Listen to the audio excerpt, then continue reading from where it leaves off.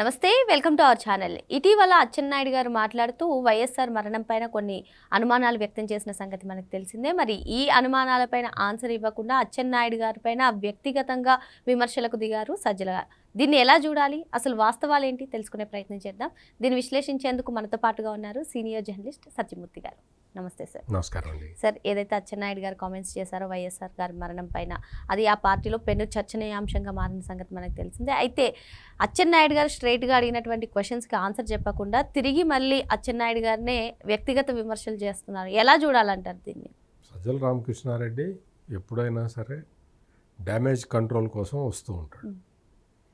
డ్యామేజీ జరిగింది అనుకున్నప్పుడు జగన్మోహన్ రెడ్డి సజ్జల రామకృష్ణారెడ్డిని మరి బతిలాడి పంపిస్తాడు, బెదిరించి పంపిస్తాడో తెలియదు, కానీ సజ్జల రామకృష్ణారెడ్డి అయితే స్క్రీన్ మీదకి వచ్చి దాన్ని ఆ డ్యామేజీని కంట్రోల్ చేయడానికి రకరకాల విషయాలని బయటికి తీసుకొస్తూ ఉంటాడు, కాంట్రవర్సీలు బయటికి తీసుకొస్తూ ఉంటాడు.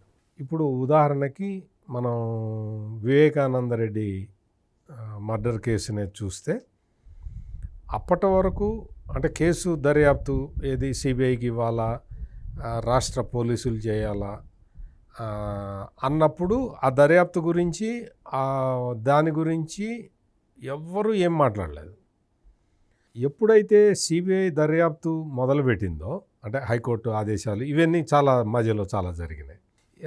ఎప్పుడైతే సిబిఐ దర్యాప్తు ప్రారంభించిందో, సిబిఐ దర్యాప్తులో గూగుల్ టేక్అవుట్ ఇవన్నీ వచ్చిన తర్వాత వాళ్ళ చుట్టూ కొంచెం ఇది బిగిసిపోతూ ఉన్నది. అంటే అవినాష్ రెడ్డి, భాస్కర్ రెడ్డి, ఆయన తండ్రి భాస్కర్ రెడ్డి, వీళ్ళందరూ కూడా వీళ్ళ చుట్టూ ఉచ్చు బిగుస్తున్నది అన్న టైంలో సజ్జల రామకృష్ణారెడ్డి వచ్చి వైఎస్ వివేకానందరెడ్డి క్యారెక్టర్ మీద ఒక బురద జల్లాడు. వైఎస్ వివేకానందరెడ్డికి ఒక ముస్లిం మహిళతోటి సంబంధం ఉందని, ఆ ముస్లిం మహిళకి ఈయనకి కలిపి ఒక కొడుకున్నాడని, ఇటువంటి విషయాలన్నీ అంటే కాంట్రవర్షియల్ విషయాలన్నీ తీసుకొచ్చి సజ్జల రామకృష్ణారెడ్డి చెప్పాడు. అంటే వాళ్ళ అక్రమ సంబంధం కారణంగా పుట్టిన పిల్లవాడు ఆస్తిలో వాటా అడుగుతాడని చెప్పి వైఎస్ వివేకానందరెడ్డి కుమార్తె సునీత, ఆమె భర్త నర్రెడ్డి రాజశేఖర్ రెడ్డి, ఆమె భర్త అంటే వేరే వ్యక్తి కాదు, అతను వివేకానందరెడ్డి బావుమరిది, అంటే మేనమామకి ఇచ్చి పెళ్లి చేశారు అమ్మాయిని. అతను నర్రెడ్డి రాజశేఖర్ రెడ్డి సునీత కలిసి చంపేశారు అని చెప్పిన వ్యక్తి ఈ సజ్జల రామకృష్ణారెడ్డి. అంటే నా గురించి తెలుసుకోవాలంటే మీరు ఏం చేస్తారు, నేను అంత ముందర ఎక్కడెక్కడ పనిచేశాను, ఏ పేపర్లకు ఎడిటర్గా చేశాను, నా క్యాలిబర్ ఏంటి అనేది మీకు నేను ఎట్లా రాయగలుగుతాను, ఒక జర్నలిస్ట్గా నా క్యాలిబర్ ఏంటి అనేది మీరు చూస్తారు. అట్లాగే ఈ సజ్జల రామకృష్ణారెడ్డి ఈ రోజున వచ్చి దీని మీద వివరణ ఇస్తూ మంత్రి అచ్చెన్నాయుడు మీద మళ్ళీ క్యారెక్టర్ అసాసినేషన్ పెట్టాడు కాబట్టి నేను సజ్జల రామకృష్ణారెడ్డి ఏ విధంగా ఆపరేట్ చేస్తాడు విషయాల్ని అని చెప్పటానికి నేను వైఎస్ వివేకానందరెడ్డి కేసుని ఎగ్జాంపుల్గా చెప్తున్నాను. వివేకానందరెడ్డి సొంత బావమరిది అల్లుడు కూతురు కలిసి వేసేశారు అని చెప్పింది ఎవరు? సిబిఐ చెప్పలేదు, అక్కడ పులివెందుల్లో ఎవరూ చెప్పలేదు, లేదు ఈ సాక్ష్యాలు ఆధారాలు ఏవి కూడా దాన్ని ప్రూవ్ చేయటం లేదు. మరి సజ్జల రామకృష్ణారెడ్డి ఎట్లా చెప్పాడు? పెద్ద క్వశ్చన్ కదా. అంటే ఎప్పుడైతే వైఎస్ అవినాష్ రెడ్డికి, వైఎస్ భాస్కర్ రెడ్డికి కొంచెం దెబ్బ తగులుతుంది అని తెలిసిందో అప్పుడు సజ్జల రామకృష్ణారెడ్డిని స్క్రీన్ మీదకి పంపించారు, వాళ్ళ ఛానల్లో ప్రసారం చేశారు, వాళ్ళ పేపర్లో హౌలు రాసేశారు. వాళ్ళ అనుబంధ ఛానల్స్ చాలా ఉన్నాయి, వాటిట్లో విస్తృతంగా విశృంఖలంగా ప్రచారం చేశారు.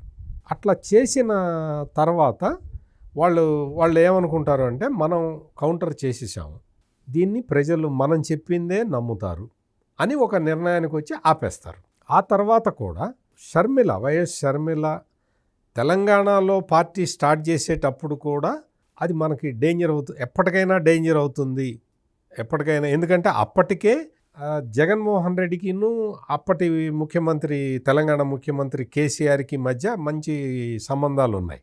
కేసీఆర్ ఎట్లయినా సరే మనల్ని అడుగుతాడు, మనం వివరణ ఇవ్వాల్సి వస్తుంది.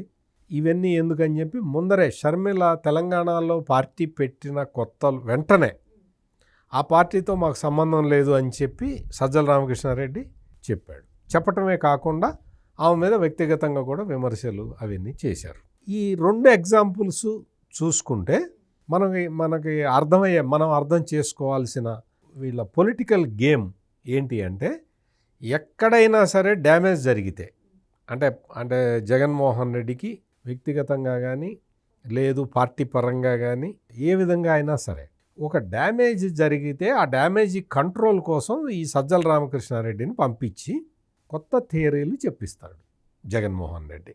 ఈ థియరీని బయటికి పంపించిన తర్వాత వాళ్ళ పేపర్లో వాళ్ళ ఛానల్లో బాగా విస్తృతంగా విశృంఖలంగా ప్రచారం చేసుకున్న తర్వాత వాళ్ళ సోషల్ మీడియాలో ప్రచారం చేస్తారు.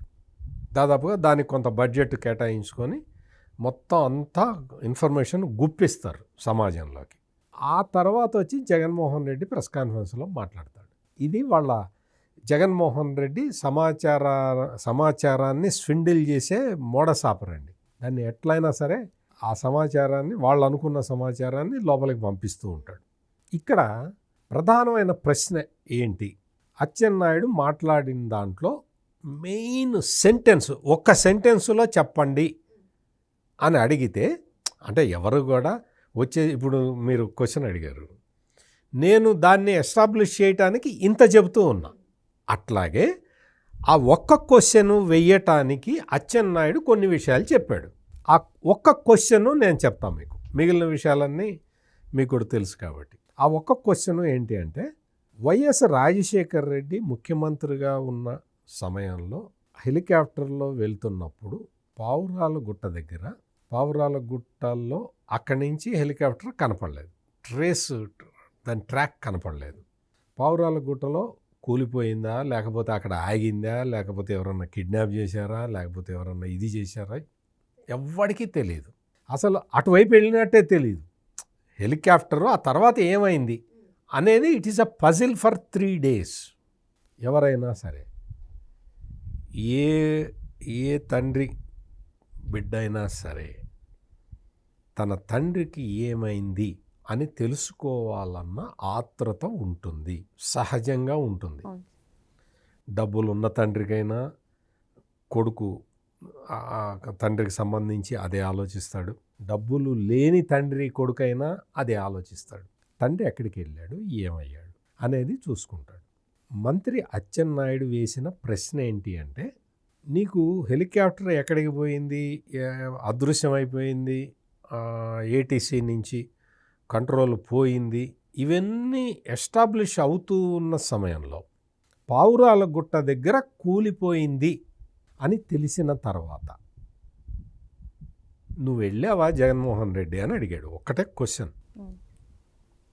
పావురాలగుట్ట దగ్గరికి, అంటే పావురాలగుట్టలో హెలికాప్టర్ కూలిపోయింది, కూలిపోవటానికి ముందరే ఆ రెక్కలు ఉంటాయి కదా, రెక్కలు కొండకి తగిలింది, హెలికాప్టర్ గాలిలోనే కాలిపోయింది అని ప్రాథమిక సమాచారం వచ్చిన తర్వాత ఏ కొడుకైనా సరే, అంటే డబ్బులు లేని తండ్రికి పుట్టిన కొడుకైనా సరే, బాగా డబ్బులున్న తండ్రికి పుట్టిన కొడుకైనా సరే, బాగా అధికారంలో ఉన్న ముఖ్యమంత్రి కొడుకైనా సరే, లేదు ఆఫీసు బంట్రోతు కొడుకైనా సరే, వెంటనే ఏం చేస్తాడు అంటే తనకున్న ఏదో బస్సులోనో రైల్లోనో కారులోనో వెళ్తాడు అక్కడికి. ఏమీ లేనివాడు కూడా సైకిల్ వేసుకొని పోతాడు. నీకు అన్నీ ఉన్నాయి కదా, మీ నాన్న ముఖ్యమంత్రి కదా, నువ్వు అప్పటికే 1 లక్ష కొట్టేసావు కదా, నువ్వు వెళ్ళావా? This is the question. Atchannaidu అడిగిన క్వశ్చన్ ఇది. నువ్వు పావురాలగుట్టకి నువ్వు వెళ్ళావా? దానికి సమాధానం వెళ్ళాడు. ఎందుకు చెప్పట్లేదు వెళ్ళాడు అని? ఎందుకు చెప్పట్లేదు? వెళ్ళలేదు కాబట్టి చెప్పలేరు. వెళ్ళలేదు, ఎందుకు వెళ్ళలేదో చెప్పాలి. సింపుల్.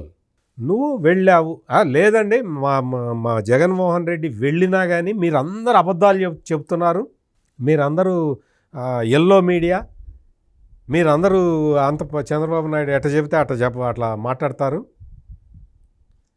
జగన్మోహన్ రెడ్డి వెళ్ళినా కానీ మీరు వెళ్ళలేదని చెప్తున్నారు.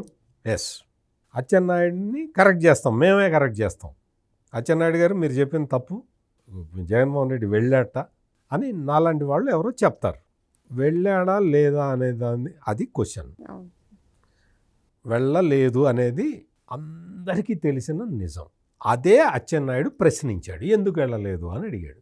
తప్పేముంది అందులో? ఎందుకు వెళ్ళలేదు చెప్పు, ఎందుకు వెళ్ళలేదు అంటే ఇక్కడ నేను అమ్మని చెల్లెల్ని చూసుకుంటున్నాను, వీళ్ళు ఏమవుతారో అన్న దిగులతోటి నేను, అంటే తండ్రి సడన్గా పోయాడు కదా, అమ్మని చెల్లెల్ని నేనే చూసుకోవాలి కదా, అందుకని ఇంట్లోనే ఉన్నాను అని చెప్పు. ఆ పాయింట్ చెప్పు. ఆ పాయింట్ చెప్పాలి నువ్వు. అమ్మ చెల్లెలు వాళ్ళు ఒంటరి వాళ్ళు అయిపోతారు కదా, నేను ఒక్కడిని అక్కడికి పోతే నేను ఇక్కడే ఉంటాను, వాళ్ళిద్దరిని చూసుకుంటున్నాను అని చెప్పు. అది ఎందుకు చెప్పట్లే అంటే నువ్వు అక్కడ లేవు కాబట్టి. అచ్చెన్నాయుడు వేసిన క్వశ్చన్కి నేను మొదట వెళ్ళలేదు అనేది ఎస్టాబ్లిష్ అయిపోయింది కదా. ఎందుకు వెళ్ళలేదు, నేను తల్లిని చెల్లిని చూసుకుంటూ నేను ఇంట్లోనే ఉన్నాను అని చెప్పాలి కదా. అది ఎందుకు చెప్పట్లా? అది చెప్పు.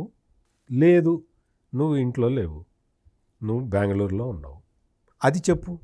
నేను బెంగళూరులో ఉన్నానండి అని. అప్పుడు ఎవరో అడుగుతారు, బెంగళూరులో ఎందుకున్నావా, తండ్రి ఇక్కడ చచ్చిపోతే అని ఏదో అడుగుతారు. నువ్వు ఎక్కడున్నావు అనేది అచ్చెన్నాయుడు అడిగిన ప్రశ్న. దానికి ఎవడు సమాధానం చెప్పడు. మొన్న 2 రోజుల కిందట బొత్స సత్యనారాయణ వచ్చి బోర్ను ఏడిచాడు కెమెరాల ముందర. నిన్నెవడేమన్నాడు? జగన్మోహన్ రెడ్డి వెళ్ళాడా లేదా అని అడిగితే బొత్స సత్యనారాయణ ఏం చెప్తాడు? నేను నా భార్య కలిసి మేము వెళ్ళాము అంటాడు. మీరు వెళ్ళలేదని ఎవడన్నాడు? మీరు వెళ్ళారో లేదో మాకెందుకు, కొడుకు వెళ్ళాడా లేదా ఇది క్వశ్చన్. ఆ కొడుకు కూడా రోజు వచ్చి నీతులు చెప్తాడు కాబట్టి నా ప్రజలు, నా ఎస్సీలు, నా ఎస్టీలు, నా బీసీలు అని చెప్తుంటాడు, నీతులు చెప్తుంటాడు, విలువలు విశ్వసనీయత అని చెప్తుంటాడు కదా. చెప్పాడా లేదా? మరి విలువలు విశ్వసనీయత గురించి నువ్వు మాట్లాడే లెక్చర్లు చెప్పేవాడివి. నీ తండ్రి పావురాల గుట్టలో కూలిపోతే నువ్వు వెళ్ళావా అని అచ్చెన్నాయుడు అడిగితే దానికి సమాధానం ఎవడు చెప్పట్లా. వాడు ఒకడున్నాడు, వాడు వచ్చి చెప్తాడు.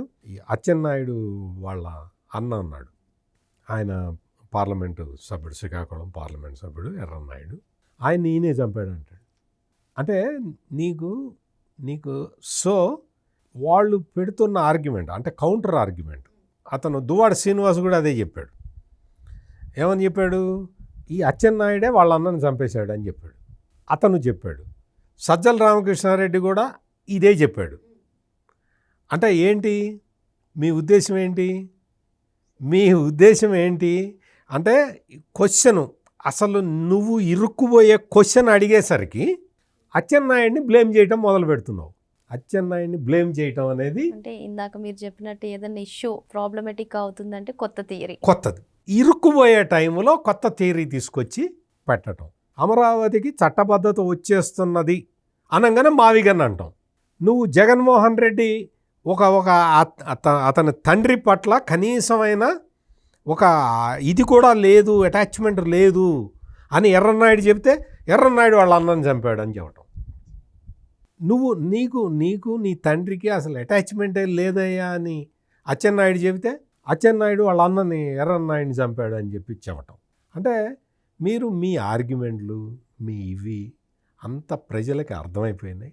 మీరు గప్పండ్ గ్యాస్ చెప్పటం, వక్రీకరించి చెప్పటం, వాస్తవాలని మరుగున పెట్టడం. ఈ జగన్మోహన్ రెడ్డి అంటే తండ్రి ముఖ్యమంత్రిగా ఉన్న సమయంలో తండ్రి చెప్పాడు, నువ్వు రావద్దు, నువ్వు అప్పుడు ఉమ్మడి ఆంధ్రప్రదేశ్, నువ్వు ఆంధ్రప్రదేశ్లో అడుగు పెట్టడానికి వీలు లేదు అని చెప్పి సాక్షాత్తు వైఎస్ రాజశేఖర్ రెడ్డి చెప్పాడు. అటువంటి నువ్వు అంటే నీ మీద నీ తండ్రికి నమ్మకం లేదు, ఆయన భయపడ్డట్టే నువ్వు 1,00,000 కోట్లు కొట్టేసి వైఎస్ రాజశేఖర్ రెడ్డి పేరుని ఛార్జ్ షీట్లో పెట్టించావు. వైఎస్ రాజశేఖర్ రెడ్డి పేరుని, నీ తండ్రి పేరుని నీ అక్రమస్తుల కేసులో పెట్టించావు. ఈ విషయం నేను చెప్పటం కాదు.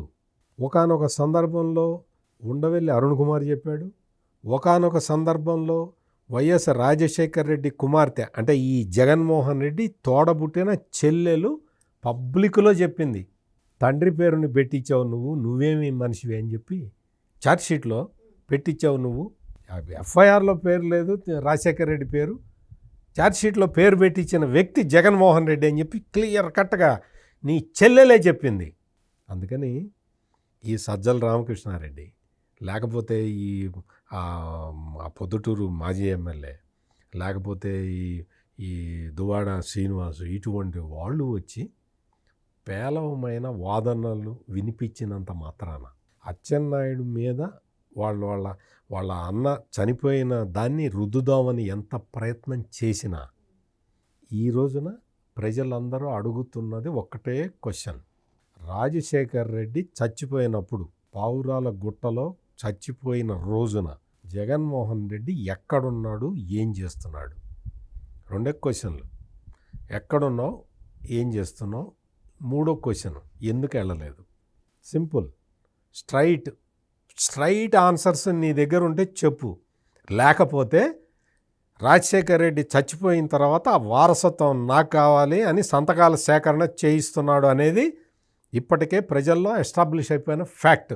నువ్వు దాన్ని చెరిపేయలేవు. ఓకే సార్, మరో అంశంతో మళ్ళీ కలుద్దాం. Thank you sir. నమస్కారం.